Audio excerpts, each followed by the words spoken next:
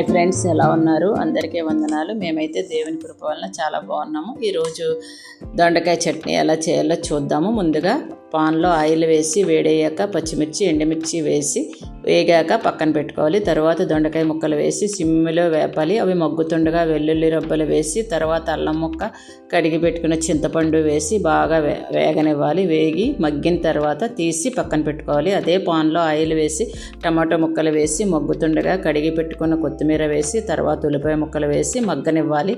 చల్లారిన తర్వాత వాటర్ వేయకుండా మిక్సర్లో వేసి గ్రైండ్ చేసుకోవాలి.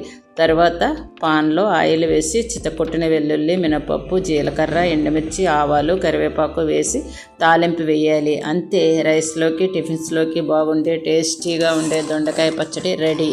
చిన్న మాట, మితముగా మాట్లాడేవాడు తెలివిగలవాడు, శాంతగుణము గలవాడు వివేకము గలవాడు. చూడండి, మన జీవితంలో మాటలకు అపారమైన శక్తి ఉంది. మాట ఒకరిని నిలబెట్టగలదు, మరొకరిని నాశనం చేయగలదు. అందుకే దేవుడు మనకు చెబుతున్నాడు ఏమంటే, మాటలను తగ్గించి మాట్లాడడం జ్ఞానుల లక్షణం. ఎక్కువ మాట్లాడే వారిలో తప్పు చేసే అవకాశం ఎక్కువ. శాంతి మనస్సు కలవారు ఆలోచించి సమయాన్ని చూసి జ్ఞానంతో స్పందిస్తారు.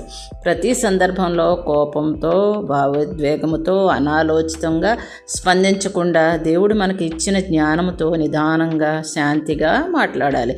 మాటలను తగ్గించడం జ్ఞానానికి సంకేతం. నిశ్శబ్దం చాలాసార్లు సమాధానం అవుతుంది. ప్రతి మాటకు ముందుగా దేవా నా నోటికి కాపరి అవ్వు అని ప్రేయర్ చేయాలి.